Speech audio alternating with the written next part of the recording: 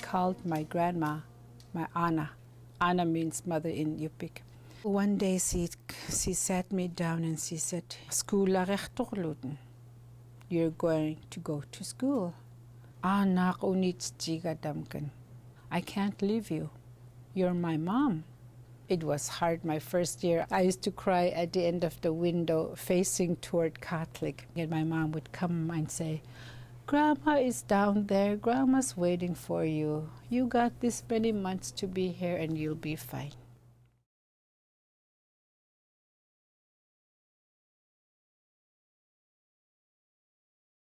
So we're talking about metaphors, right? What kind of metaphors do you see in here? See a metaphor? Murder. All right, where do you see murder? Let's kill up the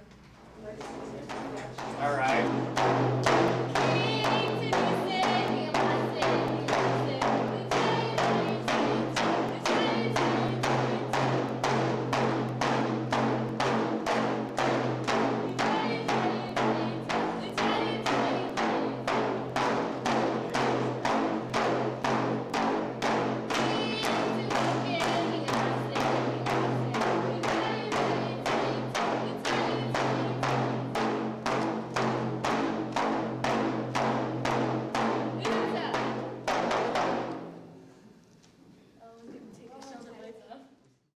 We are monsters from the planet Uriah. We are green. We are green. We are awake, wide awake. We are mentally here. We are giant boulders. We are invisible, and so we rule the world. We are the birds of winter. We are beautiful. We are telling the truth. We are poets. We are from many places.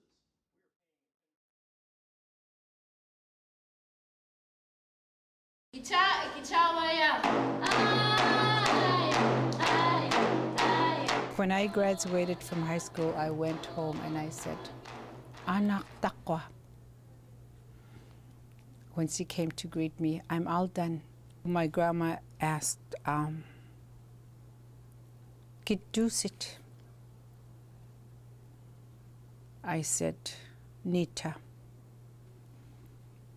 She didn't respond to me. Then she asked, "Kitusit?"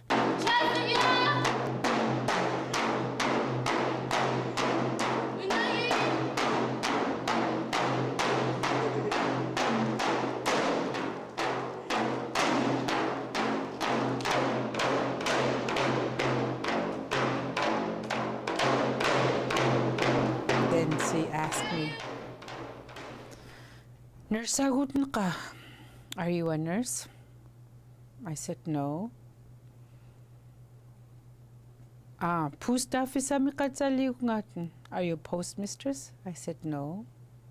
And then she said, "You're not done."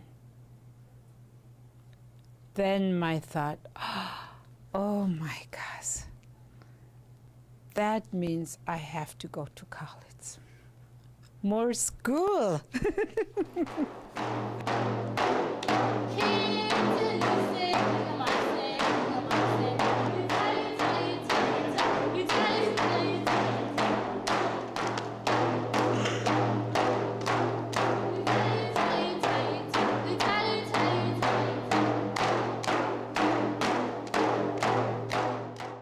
She said, "In your lifetime, there will be many white people.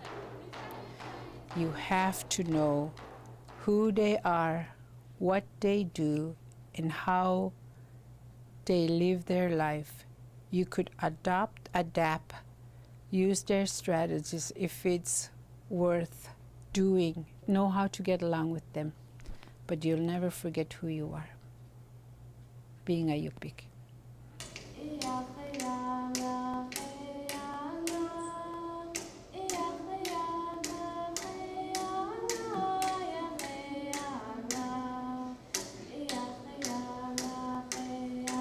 Through all of this dancing, we have prayer, we have spirituality, and the land, water, and our storytelling.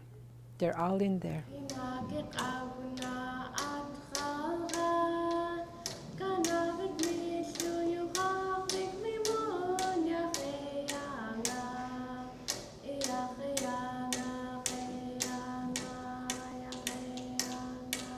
Maybe because I was rooted in my culture and language, and maybe my grandmother was watching me. Wherever she is, she probably was saying, hey, you've learned those ropes now. Go back and help your own people.